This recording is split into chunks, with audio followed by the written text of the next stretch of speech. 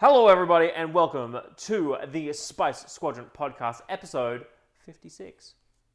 That's pretty cool. That's pretty cool. That's like 6 numbers above 50 Woo! and 56 numbers above 0. Hell yeah. This week, we're going to be talking about some meta decks that you can take to your store showdowns and planetary qualifiers. And In this set 2 meta before this set set 3 2 meta comes before set 3 starts to come around. But first, and we Set did 3's record come this around. a little bit early because obviously we have shit that we have to do sometimes, Big so we have kid to stuff. record at different times. So we're going to be a little bit behind. We'll catch it all up next week. We'll probably get another legendary and another leader. I'll put them around here somewhere. Put them there and then here and then there. Yeah, okay, cool. And so we only have one card to really talk about this episode, and that is the boy himself, the Vapard expert, the man with the glassed up body after he got thrown through a window. It is Mace Windu. Mace Windu, known slayer of Jango Fett. Hopefully he can slay Boba Fett. Not gonna happen. But Mace Windu is a 7 flip. He is. He's a red hero as well. Red hero. And his leader side says, action, pay 1, tap him. Ping a damaged unit for 1 damage. If it has 4 or more, 5 or more damage on it, ping it again. So you can ping something with 5 damage and put it to 6 and put it to 7. You can ping something that's got over 5 damage and deal 2. Essentially, it's deal 1 damage to a damaged unit. If that unit has already 5, you ping it more. So it's good into low bodies. It's good into high bodies. It does have to be damaged though. Yeah, absolutely. And It's our first rare leader of the set as well. first rare leader of the set. And it seems fairly common for a rare leader, actually. It doesn't seem to have anything super specific about it. But I can imagine it being. I guess the build around is that you have to put in. I guess the build around is that you have to put in cards that deal damage, like Grenade Strike. Mm-hmm. There was that new one, Bloodsport. Yeah, absolutely. Bombing But run. that is going to be something that you're going to want to do with this leader. You're going to want to be like, hey, awesome, I've damaged you guys a little bit. Now I'm just going to finish you all off. Stack damage, stack damage, stack damage, stack Absolutely. damage. It's going to be really strong against harm. What happens when he flips? When he flips, 7 resources. Ooh, He's Vader. a 5/7. 5/8. He is Vader stats. He's Vader stats. And with his Vader stats comes 2 extra damage, not on attack, but on flip, strangely enough.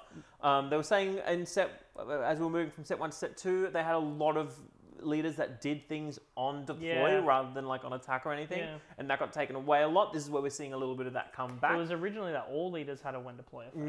And so far we've had... what was Boba's? We've had a couple ready resources. Probably wouldn't have been as bad. But when he flips, he deals 2 damage to each unit. It's not ground, it's just each unit. So he flips, 2, 2, 2, 2, 2, 2. So it kind of pays off the pinging that you've been doing earlier. He did come with a lightsaber, which is kind of cool. It's a 2 cost. Red hero gives +2/+2. Can't put it on a vehicle unit. And then if it's put on a mace, you draw 2 cards. So that's kind of neat. Yeah, absolutely. It leads me to kind of wander into the area of either a mono red control-y deck where you have running aggression and open fire and daring raid and all that jazz, and adding all the ping stuff that we're seeing in set 2 as well to really make this massive ping damage kind of mono red deck. You've got daring raid, you've got grenade strike, which is not too bad. We deal 2 damage to a unit, deal 1 to a unit in the same arena. Bloodsport, bombing run. So mono red is probably the way to go with this. The other option would obviously be red-blue, leaning more towards the control variant of it, especially with that new card that just came out today, dating the video, and that is Exploit. So -2/-2. Oh, that was a double blue, so never mind. It's like exploit weaknesses. You give double blue for 3, -2/-2 to a unit. If you have less units, then you... -2/-2 again. So that's pretty cool. Other than that, we did get another blue card. We got Pal City on Utapau. There's a blue base. This is our other blue base at 26 health. Leaders you control have +0/+1. So very similar to the yellow base. This leads us to believe that the red base will be Camino. It'll be 24 health, and it'll be when you deploy your leader, make a 2/2 clone. Absolutely. That's at least our theory. It could be different, who knows? Yeah. But, I mean, given that green makes a token, it'd be weird to not have a base that made a clone token. Yeah, given absolutely. That the other two are buffs. We saw the two go together, and we'll see the other two go together. Yeah. I would be amazed if it wasn't just a 24 health base with that makes a Make a clone when clone. you deploy a leader. Yeah. These bases, interesting addition to Star Wars Unlimited. Don't think we're going to be seeing any of them in competitive play. The closest one we probably have is... I think the blue base. Yeah. Yeah, I think the yellow base's +1 damage is really nice, but it's only really nice in Boba, because Boba can use it really good. You don't care for it in Sabine. Yeah. The blue one, though, being able to bracket your health of your leaders out is actually really nice, because a lot of the time people prepare to kill leaders. So like, especially in something if you're actually doing a more aggro build and you're running like Sabine Blue, for instance, and you want to bracket it out of that takedown 2-6. range or that. Even just you're playing a control blue Boba list or blue Palp. You know, flipping Palp as 11, flipping Boba as... I think it's probably more influential in these earlier flip leaders and being able to do it. But I think in the later flip leaders, because you're playing those control decks, it is a situation where you're like, I don't really... I mean, again, it's good into Rey. I mean, you make her an 8 health instead. I think it's like really good into Obi-Wan. Yeah. Because you flip him and he's a 4/8 Sentinel instead of a 4/7. Yeah, and that makes a difference. And then you can high ground him and just be like -. But overall, I think Mace Windu's lightsaber and that new base, I think like I'm all just going to give him 2.5 out of 5 on this. I just think there's nothing too crazy about them. And I think the build around conditions for Mace Windu currently, haven't seen all the cards, could be some really cool stuff in there, but currently just are a bit meh. And some other really cool clone support, Republic support came out, but we decided we're going to talk more about that in our video where we discuss archetypes of set 3 and then the pre-release stuff in set 3, what you want to build deck by. Speaking of archetypes, let's talk about deck archetypes in competitive play. We're gonna talk about set 2's meta, how it's shaping up. It's been one of the weirdest, and that's not a bad thing, but one of the weirdest metas I've ever played in a card game. And a good one too. Constantly changing. Yeah. And at the beginning, it was just all Sabine and Boba, and then just deck after deck after deck came out to really change it around, which is really good. Obviously, it's something that you want to see in the deck, but it is exhausting trying to keep on top of it. I'll tell you that for nothing. Yeah, I think we're going to talk about like maybe 8 leaders this episode. Yeah, absolutely. Which is great. That's like the best I've ever seen. And each one of them you could take to one of your store showdowns and take it out. We're going to start with aggro. So the way this video is going to be formatted is we're going to talk a bit about the decks, and then we're going to talk a bit about how they play and their strengths and their weaknesses. And then that way you can get a good idea of, oh, hey, I do want to play a meta deck for this PQ. What's going to fit my playstyle best? We're going to start with probably the easiest one to talk about, which is aggro. And that we have to talk about Sabine. And Sabine is the queen of aggro and has been since set 1 and will be forever until she's rotated out. Yeah, probably a while. But no, absolutely. Sabine, fantastic deck. Now moved back towards that red-green. We've talked about it a little bit before, so we're not going to go like fully in depth into what it does and all the cards in it. But obviously, it's had that buff in damage coming into set 2 with those Poes and with those Wreckers coming through to really be able to give it mid-game. I think is the biggest thing, because Sabine in set 1, she took it away in the early game, and once she'd taken the early game, she would pretty much win because she would just kill you. But the thing is, it was very easy to defeat Sabine in set 1 as well if you knew what you were doing, because you would just kill turn 1 or turn 2 players consecutively, and then she can't do anything because you get to the mid game and then you're an aggro or you're a value or control deck and you'll just go bum bum bum. And actually, a similar thing can still beat her this set. Yeah, absolutely. Obviously, when we're talking about aggro, it's actually really interesting to bring Boba into the picture of this one as well, because Boba did move away from that kind of more control-y deck to this kind of aggressive, and this is the mono yellow Boba that we're talking about, and it is putting the Toro Calicans in, using the Cunnings plus more than the like bounce or discard anymore.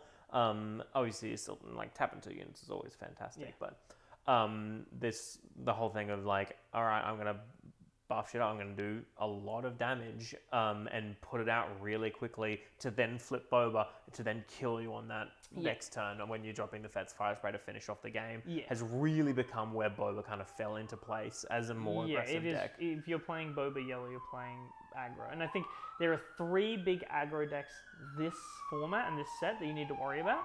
That's Sabine, green, Han 2 green, and Mono Boba. And I think all of them play very similar. So Sabine and Han 2 use similar cards but have a different play style. So both of them have a very strong mid game with Poe and Wrecker. Sabine is, in my opinion, a little bit quicker and faster because she's got Darksaber. If you Darksaber Sabine, there's a huge boon to your game plan. Han 2's main scoring point is he plays Maz Kanata and he snowballs really quickly with a lot of units. And then Boba, we just talked about, he's aggro in Value City. He'll play a bunch of stuff to swing and swing and swing and then untap and then play a bunch of stuff and swing and then you're just suddenly dead. I think the Sabine and Han kind of in a similar group, group, to one, and then Boba kind of like is a bit of a different style of deck, but kind of does the same sort of thing of smack base. Their end goal is play lots of units and kill stuff. They just go about it 2 different ways, and I think with that there is a way around them. So the first thing that affects Boba and Sabine, and the easiest way to just deal with them, removing their early units. Removing the early units also cripples Han 2. This is why I think Han 2 is a little bit weaker than Sabine, because if you just kill his units, he doesn't have a fallback, whereas Sabine does have a fallback of Wrecker and Poe. So kill the early units for both of these decks, and then make sure that you have some upgrade removal for Boba's armor and Darksaber. Yeah, absolutely. Whether you're putting in like something like Confiscate or Evidence of the Crime or something like that. Obviously, there's ways around that of having abilities that deal with things, even if they do hit those upgrades. But having that upgrade hate in there is definitely something to look out for if you're going against card. Yeah, if you're going against these, if you have a lot of aggro going around. I know in Australia, particularly where we live, in case you didn't know. Good day. Very little aggro that goes around. A lot of mid-range and control players in Australia.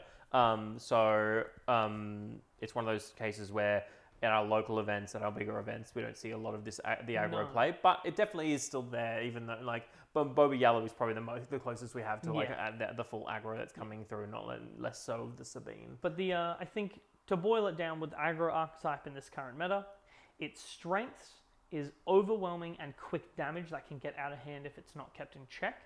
Playing lots of units and snowballing is its main thing. All 3 of those decks snowball quickly and play lots of units and can get overwhelming quickly. That they put threats down early that you have to deal with, and because it's so early, a lot of the time decks aren't equipped to deal with that. But the way you deal with that is, funnily enough, just shift to dealing with that.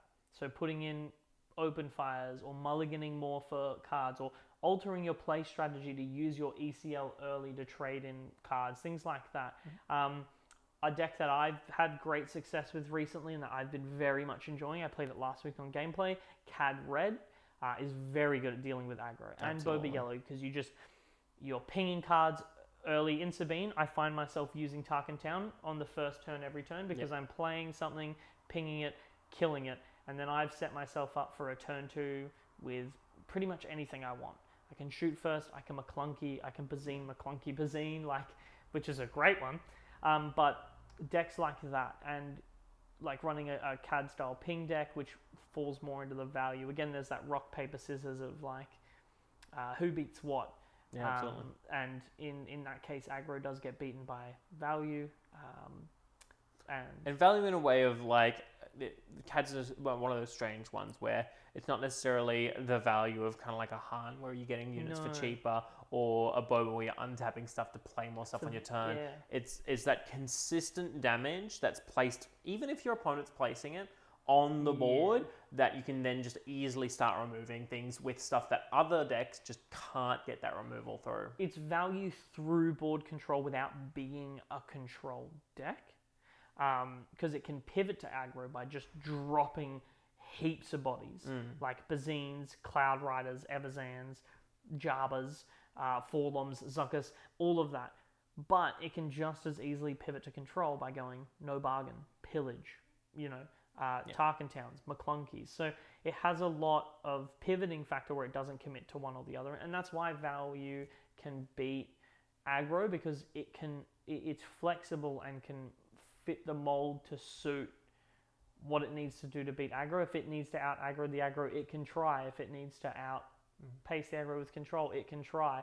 And that's where aggro in this current format is falling a little short, and that's what we've noticed in our local scene is a lot of people have solved aggro where we just know how to play against it. Kill the first turn to, kill the first play, kill the second play, even if it means using your base early, even if it means playing weirdly and using that card you wouldn't usually use early. It really does pay off a lot of the time, especially into decks like Boba Fett. And speaking of heavily value-based decks, we've seen the rise of Rey recently coming through. Rise of Skywalker? Not what I didn't need to do that. But there definitely has been a rise of Rey coming through. That Restore 3 on her flip side is just brutal. You get that and Luke unit out, and you're essentially just immediately stabilized from any aggro deck. And getting there isn't too hard. You have the Concord Dawn Interceptor, which is just an absolutely crazy... Village Protectors. And then Village Protectors as well, both which can be buffed up by Rey, and... Queel and Restored Arc as well for early restore. And you just have all the tools in the world to be able to survive those difficult turns against these aggro decks, and then go, awesome, I've now fully stabilized, and there's nothing you do. And that goes for both the mono blue version of Rey, which is more of a vigilance control deck, and then the red version of Rey, which takes its control away from that kind of removal style and goes more towards the kind of... runs a very similar deck to Han. Discard, yes, yeah, absolutely. Runs a bunch of discard. So both of those, Rey is just very good into control because it does exactly what we just talked about. It puts down Sentinels, which will usually kill the first one or turn two plays, or stop the damage, which is huge. And then she'll flip, and then at that point, she's just too big for them to really deal with, and you've snowballed out, and they might drop a Wrecker or a Poe, but then you just drop a Luke, and then you drop a Redemption, and then eventually you drop a Crate Dragon. If you're running the red, you drop a Crate Dragon, or you drop your own Poe or your own Luke. If you're running the yellow one, you can waylay those cards. You can play droids and buff them up with wing leaders and fleet lieutenants, and that's what we've seen a lot of that happen with, is they can outrace because they can out-heal. And I think that's very interesting. Like the yellow Rey is very similar to what I built in set 1 with Chirrut. I looked at that list and went, oh, this is just a better version of that yellow Chirrut deck I built, because it ran all of the droids and rebel stuff that synergizes so well. But now it heals and it buffs more, and the leader is better because she has a relevant ability. So that's where that value comes in. And you might be thinking, wow, well, if that's the case, and Han 2 is just like Rey but can play the cards earlier, which sounds simple but is very effective, how is that even beaten? How is that so good? Like, if that sounds really, really good. Yeah, there's a few ways to go about it in both of these decks, and one of the things is that kind of thing that they use themselves, and that's that hand discard. Yeah. Being able to clear out their hand is really hampers, especially the Han Blue. It's really prevalent to be able to discard their hand. Pillaging them can ruin them. Can absolutely ruin them. Rey's a little bit easier to get backhand and stabilize with, because she has that inherent healing. Yeah. But especially against Han Blue, that discard is really good too. But also there's the case of traditionally what's always beaten these kind of mono blue Rey, like mono blue and decks, is going towards the more control and moving towards villainy, the green villain. And oftentimes this is paired with blue, and most of the meta at the moment, when you have the green villain, it is paired with blue fairly often. You do have a couple here or there, but nothing's just really risen to the top of the pile. And there's two decks really that we can talk about with green-blue villain, and that is Kira, who is a really interesting leader. What was originally a leader that was really hard to build around until we kind of worked out what she was trying to do. And what she was trying to do is get a lot of that value early on her units, and then use that value to then have an explosive middle game that just clears everything out and resets the board for all your huge drops to just be like, all right, you now cannot outvalue me. Which is really interesting. It's one of those decks that I personally never really liked, but that was purely my own personal bias against it. It has always been a very good deck that has done very well across set 2 of Star Wars Unlimited. And using stuff like the Hyperbole Enforcer, the Scout by Pursuer, the Pike Sentinel, in this early game, really let them stabilize that early game really effectively against aggro and against these other kind of mid-range decks that are coming through. And then her flip turn, when played right, is just devastating for your opponent, and actually genuine. Like, and we can talk all we want about the fact that yes, absolutely, it can be foretold, it can be prepared for, and it can be foiled, but at the end of the day, they have to play around it. Yeah. You're playing a deck that forces your opponent to always have to be like, when are you going to do it? You just have to be mindful. And then if they go, all right, I've fully prepared for it, and you go, awesome, I'm not going to claim. Well, they've just wasted a turn. I think that's the big thing where, like, value strengths are, like, the current value strengths are healing and getting all those big units out. But its weakness is just, what if you just remove all those units? Mm-hmm. What if you build a wall and hide behind it because your wall's stronger than theirs? It's an attrition game. You can hold that flip. They might prepare for it, but you can just hold it. You can start swinging and stuff, and then you put them in the limbo of, all right, I've prepared for it. Who's going to bite the bullet first? Well, you've set up in a way that is fine. You don't need to bite the bullet yet. You can do it on your terms, and that puts the ball in your court, puts you in control of the game. And that's incredibly powerful. But again, it's one of those things where if you don't do that right, you lose. Kira's an interesting deck because you need to be a very good player to play her. You need to be on top of it because you need to be able to not just surprise your opponent. It's why we saw a lot of wins from her early but haven't heard a huge amount from her. Mm-hmm. She's still there, she's still topping, but it's because she came and it was incredible. It was you'd flip, you'd do the stuff, and it took everyone off guard. Yeah. But now people have started to cotton on to what they're doing, and the people who were only playing the deck with the skill cap of, I'm using this because I win by catching people off guard, they're not winning anymore because they're not catching people off guard. Absolutely. But the players who have gone, I've grinded Kira, and I'm winning still because I'm not just using the off guard, I'm using that against certain players, but I'm playing to the strength of this deck by not using it against skilled players. Yeah.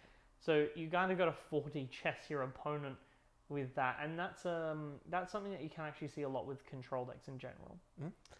Which actually takes us to the even more kind of control variant, and the deck that to me is as powerful as it is only because of the aggro push out. And it's agreed by most people that this deck almost insta loses to aggro in a way that you do. The way I like, if I'm playing it, I've built it so that I try to just ignore aggro and go with this full control build, and that is Palpatine. Yeah, huge in set 1. There's actually 2 variants of Palpatine that I think are interesting. We'll talk about the second one. Massive in set 2, the blue Palpatine is the one that's just kind of come through as this really interesting deck where Power of the Dark Side has so much power to just do as much as they need to do to be able to clear as much as they can. And when the chips are down, it's a deck that is probably one of the best late game decks in the. This deck has the best late game in the game. Yeah. I'm confident in saying that because I think that, yes, you might cap out at Crate Dragon and everything like that for red, but this deck can just fell the dragon, and then they've got Avenger and Devastator and Relentless, and those capital ships really do it. And then the problem is its early game isn't strong, but its mid and late game are the strongest, which is why it beats value, is because value is not an aggro deck.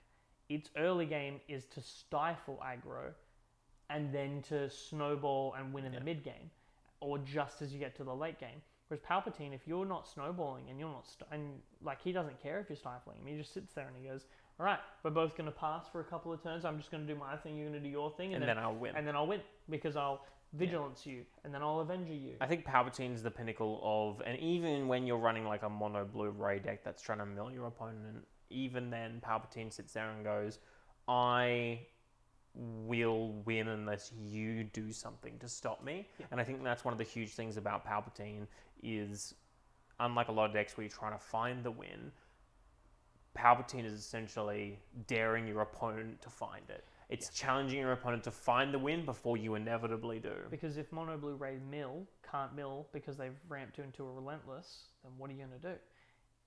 And like, this deck has used some interesting pieces from set 2 to make it a lot stronger. Like, we look at cards like Timely Intervention in this deck are very good because you get to use what would have been lost running mono green, but it doesn't anymore.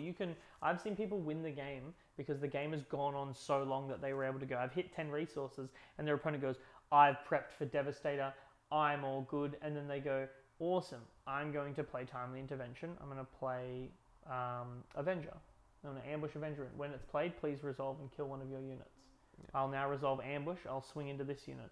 And they'll just go, oh, well, I'll just kill it. Which means you have an undamaged Avenger, and you've removed 2 units. If they were silly and decided to remove another unit to get damage on the Avenger, well, they've lost 3 and you've just 3-for-1 them. Yeah. You could Timely Intervention, Devastator in and win off that. But, you've also got all of the other general pieces against stuff like Lurking Ties that Boba has. Make an opening. Power of the Dark Side into stuff like Boba. Huge. Top target into aggro as a good little sideboard piece. Rivals Fall, really good into Boba as well. Being able to say, actually, rather than deal with your upgrades, I'm just going to fight you after them. Especially when you get especially when you go for the turn 2 Death Star DJ, next turn you pop and draw. Like, you want to do that because then when they flip Boba, Rivals Fall. And then they flip, next turn, like, okay, I'm still in the game, Fire Spray, and you fell the dragon. And after that, they can't do anything. Yeah. We talked a lot about Boba recently, and everyone's talked a lot about Boba, and I genuinely think there's this interesting thing where I think people are forgetting that Boba's late game is Fet's Fire Spray. Yeah. There is nothing after that. Doesn't have a very good late game, aside from Fet's Fire. The thing is, Fet's Fire Spray is so good. The best game finisher that it makes up for the lack of late game, but if you can get around that. I think we talked about it a bit in our Boba video, and while I'm still not the biggest fan of Boba, and I would like to see him change, is a brick wall, but we are still slowly breaking through it. And I think one of the big things that I've seen recently since that Boba video is that rise of Cad Bane. And I think Cad Bane, whether it be Cad Bane Red or Cad Bane Blue that's going around, both of which have actually a really good matchup into Boba, which is something that surprised me a little bit when I first did it and went, oh, hang on a second, there is another yellow villain leader that can compete with Boba and in fact have a positive matchup against him. He's a bounty hunter as well, haha, and he's villain. Yeah, and it's one of those situations where you're like, oh, but Boba's armor completely negates Cad, and you're like, does it? Because you have to flip him, and then I can ambush. Even if I just ambush Forlom into him, and that's 5 damage on him. Yeah. Right? And immediately, getting that initial chunk of damage is so big, because now instead of being like, oh, I have to swing like 4 things into him to kill him, you're like, okay, I can swing 2 things into him and get him down. Yeah. And he only really gets 1 turn and be able to swing with him, and then he's gone, and he's spent those resources on it.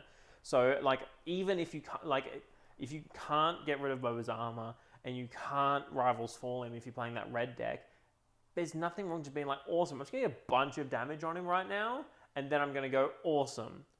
If you want to play Boba's armor, I will get through it. Yeah. If you don't play Boba's armor, he's dead right now. Yeah. And again, the setup of Forlom Zuckuss is huge. Break pointing with the pings is huge. Kira has a very good first turn play of Pike Sentinel, and then you damage it and put a shield on. What if instead of a shield, your Pike Sentinel dealt damage. It can, it will, and it shall in blue Cad. And that's great, because Pike Sentinel is an Underworld card. And then again, you've still got Forlom. You've still got Zuckuss. You've got Jabba, who is a huge card in this game. Yeah, absolutely. Drop Jabba, top 10 McClunky, bounce Jabba, McClunky for free. Yeah, and McClunky is just absolutely nuts with Cad Bane. You just get so much damage across the board that it's really hard to deal with. It's not really good in a lot of other decks. It's not even good in Boba, I don't think. But it is outstanding in Cad Bane. Yeah, absolutely. And Jabba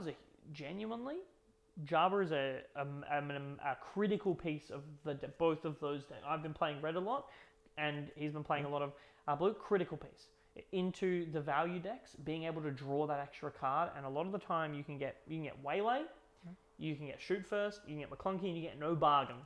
And No Bargain is such a good card, because you make them discard a card with Jabba on board for 2, you draw a card, they get nothing, they lose nothing. Like, that's such good disruption into those decks. And that hand discard also affects Palpatine, because it puts him in a top deck game. And if you're playing blue Cad, or if you're playing red Cad and you're not top decking, you have a better chance to prepare for what they could get, especially the blue deck. If you've No Bargain Palp a couple of times in the mid game to reduce his hand size to 1 or 2, it doesn't matter what he puts down. Avenger, awesome, Power of the Dark Side. Devastator, fantastic, Fell the Dragon. You don't care. Yeah. And it's really interesting to see the kind of evolution that we've seen in the meta at the moment. I think we've talked about a lot of the main contenders that we have kind of around here. If there's another one that's on the top, it would probably be something like the Bosk Blue which again is a control deck. Yeah, absolutely. And the Bosk Blue functions very, very similarly to, in essence, and not in cards, which is very interesting, to the old red item deck of set 1. It's taken the mantle up of what they, it runs top target, it runs the client, and it's a little different to Iden, where it runs like a couple of the kill cards Iden ran, but it's wants to run all the removal cards, and then it really just wants to slog the game out by just getting a top target off once and doubling it. Like, even if it just kills 12 once, that can undo like 3 to 4 turns worth of work. And then they've got the vigilances, they've got the top targets, they've got the client, they've got there's so much healing in that deck. Yeah, absolutely. And then you just go for the same old win. It's interesting because the win is the same, but the journey is different. The idea is also the same, but it's just they use different cards, but have the same idea on how to kind of move forward. And that's just slogging. You want to hit, you want to heal, you want to mill, and you want the game to grind to a halt, because you're going to win it if it does that. Yeah, and that's definitely a play style that people enjoy. It's not for me, but the biggest thing with that, if you as a player are going to play that deck actually has one more weakness than all of the others. And control itself falls into this. It is weak to aggro. So control's strengths are being able to stifle game states and having the strongest late games out of all of the 3 deck archetypes. It's got the best late games. It's designed around that, but it dies to explosive beginnings where it doesn't have a chance to get its footing. And time. Absolutely. If you don't have the card knowledge, you will take longer to play your turns, and genuinely, you will lose to time. I've seen it happen all the time. Yeah. Well, time. No, but absolutely. The amount of times we've seen people go to time, and Star Wars Unlimited, that's a double loss. Yeah. That's not a let's play out this turn. No. That's not a let's finish this game. That's double loss. That means you lose, your opponent lose your that's as bad as if you just said I concede. And other times, I've seen some people do coin flips and things like that, and stick to the rules. Stick to the rules. If you're a tournament organizer, stick to the rules. It's a double loss. If for whatever reason your tournament's not going to do that, and they do decide to coin flip or do base damage, if they're doing base damage, unless you're Bosk, you're probably going to lose that. And if they're doing a coin flip, do you really want to have played a game that goes for an hour just to lose to a coin flip? Yeah. Like, imagine putting all that time and effort into... Because control decks, out of the 3 archetypes as well, are the most exhausting to play. Absolutely. Because you need to be on the top of your game, you need to think. And some people love that. Yeah, like...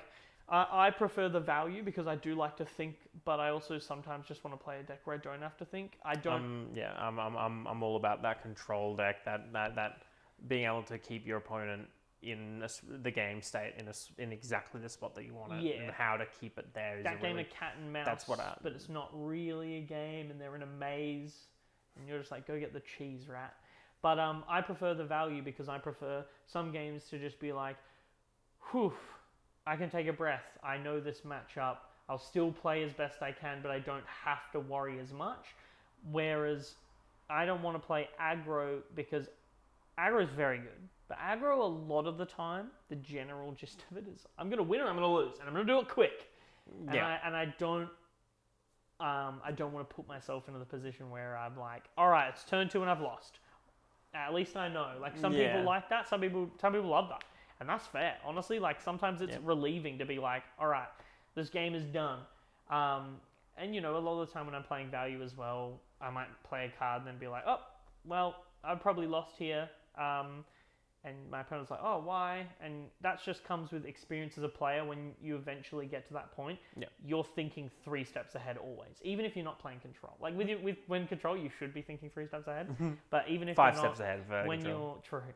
when you're an experienced player, you should be thinking ahead. So sometimes it's as easy as I might have played a card and then just gone, I've lost. And my opponent goes, what are you talking about? And then I lose and I'm able to explain to them where I went wrong. And this is relevant because these are the kind of people you're going to be coming up against. Your opponents, if they sit down across you and they're playing decks like that, assume that they're thinking 3 steps ahead. And then you need to try to play ahead of them. But those are the key kind of weaknesses. And that's where we fall into a rock, paper, scissors of control beats value, value beats aggro, aggro beats control. Absolutely. And currently, we're seeing, at least in our meta, a shift of less aggro, which has led those big control decks to come to the surface, and the more grindy games have started. Some really fun decks that I've seen coming through. Palp Yellow. That actually has done very well. Very well, yes, absolutely. Doing things like triple dark rating, reinforcement walker to heal 6, and kill something on turn 5. And then you can drop it again, or in the late game you can play it heal 6, drop it again the next turn. Absolutely. And flip Palp and some really cool stuff there, and I think triple dark raid as well goes along with the ATST. Any of the capital ships. Any of the capital ships. It has some really cool things when we're not like taking it in that gimmick. Remember back in the start of set 2, and we triple dark raid out all the tide bands to buff up the lurking tie. It's incredible. It's incredible. It's incredible because it took people by surprise, and then people learned how to beat it. But being able to on turn 8 triple dark raid out are relentless, and then flip Palpatine and steal something, and then swing 7, and then the next turn just drop relentless. Yeah. Essentially, Palpatine uses the Palp Yellow deck uses triple dark raid in the mid to late game, not in the early game, and it uses it just to draw the piece you need. It's almost more effective. Like it's definitely more effective than that early use of triple dark raid. And I think it's something that's really, really interesting to start to see as we move along, because that's just got so many lines of play in that later game. And even if we're even taking away that blue, like, oh my god, blue, like the removal, but like having that ability to do these kind of shenanigans that yellow does. Yeah. And we all know that, fun fact, villain yellow is really good. Just in their general pool, they start to put things like Forlom as well in their Zuckuss. Right? You can run Cunning at 6 in Palpatine and feel you're not super too worried about it. It runs Waylay, which is again very good into a lot of being able and I've actually seen these Palp Yellow decks run Spark of Rebellion. Oh, absolutely. Because your opponent goes Crate Dragon, you go awesome. Waylay the Crate Dragon, I'll take 3. And then they go, oh, okay, cool. And then you go pay 4, Spark of Rebellion, get that out of there. Yeah. And then they just go, oh, what? And you're like, yep. Because turns out even paying 4 to selectively look at your opponent's hand and discard something is very good. Again, it runs Bazine. The deck just runs Bazine, McClunky, Jabba. Cloud Rider. Thank you. And you're just doing, like, Palpatine Yellow is just like the third honorary Cad. Because I think Cloud Rider probably doesn't get played in it because Cloud Rider is really good with Cad's ping, be able to increase those breakpoints. Without it, I probably wouldn't run it. But I mean, like, running the Jabas, running the Bazines, running the McClunkies, the Forloms, the Zuckas, it is using a lot of those pieces, and it is a deck that loves to recur Bazine. I've seen a build that runs Xanadu Blood, and the whole point is you just triple Dark Raid out Xanadu Blood, bounce Bazine, play Bazine, swing the Xanadu Blood, bounce Bazine. Next turn you play Bazine, you bounce the blood, you play the blood, you bounce Bazine, and it's just, that's the play, and your opponent just suddenly is starting to cycle through their deck when they don't wanna, and they're losing cards that they do want to play, and you're stifling their turns. Yeah. And Palpatine Yellow is a deck for the people who want to think 5 steps ahead. It is a very good control deck, but again, it's stifled by that aggro, but it has the, like, I think Bazine is a really powerful anti-aggro card, because if you are lucky and you can play Bazine turn 1 and look at your opponent's hand if you're on the play and remove their turn 1 play, that's pretty huge. But there's also the case of, like, Bazine is really strong in the same way that, you discard it, you can discard a card and they draw another card, but you also see the hand. And being able to look at someone's hand and be like, okay, I know what most of what your hand is, so I can I can play 3 steps ahead. I can actually play 3 steps ahead because I know the lines you have from here. I don't need to assume because I just know. And that's so valuable, because you can go, show me your hand and see, and that removes one of the factors that aggro gets against controllers. There are so many options they could have to beat you in the early game. Alright, awesome, I know what you've got now, I'm just going to keep this stuff. I'm going to keep this card and this card now because I know I'm going to beat you, rather than having to make that tough choice of which one or the other. Yeah, absolutely. I know now what to do.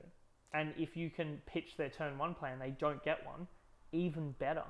So I think Palp Yellow is really good in that sense. And in my opinion, I think Palp Yellow is better than Palp Blue.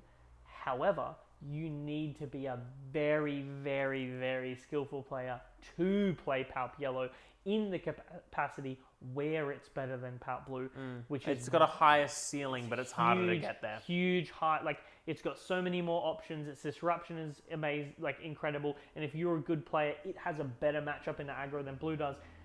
You really need to be a good player though, and you need to, the most important thing for that deck is actually having the card knowledge and the ability to play those steps ahead, because Yellow's disruption is great if you plan it to disrupt when you need it to. And one slip up can cost you the game with a deck like that, which is why there's a lot of people put pressure on themselves with decks like that, and that can be a contributing factor to your own loss. But all in all, I think, is there anything else you want to talk about deck-wise? Or? No, I think that's a pretty good place to wrap it up. I think we'll have a bit of a smaller episode this week. But yeah, that's our kind of take on how Set 2's kind of meta's fallen. Who knows? We're in the last month or so of it could completely flip on its head again. Set 3 will flip this game on its head again. Absolutely. I think before we cap it off, I just want to quickly go down again. There's the triangle. It's the paper, scissors, rock. You'll be seeing your aggro, your Sabine, Boba, Han. Their strengths deal damage to you really quickly. They'll get out of hand and they'll play threats early that you can't deal with. Its weaknesses is when it's stifled in the early game and it has no late game. Then you get your value. Rey, Han 2, Rey. Cad Red.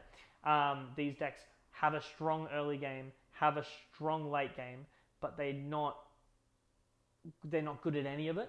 So they can be overtaken by removal and hand discard. If you stifle or disrupt them, they can't recover from it. And then finally, control, very weak early game, which means it can die to aggro very easily. But the strongest late games out of all of the decks. If you let them get board advantage or get ahead in the early game, then there's just no way to come back from them. You've lost at that point. So that's kind of and that's how most card game metas work. And we wanted to break it down in this video for those of you who've never seen a card game meta before. So I think one of the big things in a lot of times, like, all right, there's this deck, and this deck. But like now in the current meta, it's like there's these three decks, these three decks, and these 5 decks. Like, it's just so many more decks in those categories now than there usually is. Yeah. So it's so hard to know how they all interact with each other, and all of them are slightly different in the way that they go about these similar concepts. Yeah, but they're all there's like slight differences here and there, and that's the biggest thing is. That's what this episode is about, is show you that rather than building to defeat Sabine specifically, build to defeat the archetype specifically. Yeah. And then use your sideboard for cards to stop specific stuff. You know, if you know that you're coming up against a lot of Palps and you're a value deck, if you're Kira, side Relentless. If you are, a Hero Ray deck, side Spark of Rebellions. If you're a villain, if you're a Boba deck or things like that, try to put in some more stronger late game cards, or go straight into the early game stuff. Like even Han Weenies, a lot of people tech in Crate Dragons and Pillagers. Absolutely. Like they just immediately stop going into a aggro strategy and start going mid range, and that's what your sideboard's for. Build the deck to combat the archetypes. Build the sideboard to combat bad matchups. Yeah, absolutely. And I think as long as you follow that. Go out there, go to your store showdowns, go to your planetaries if you can get to one, and we'll see you next week. Bye. Bye.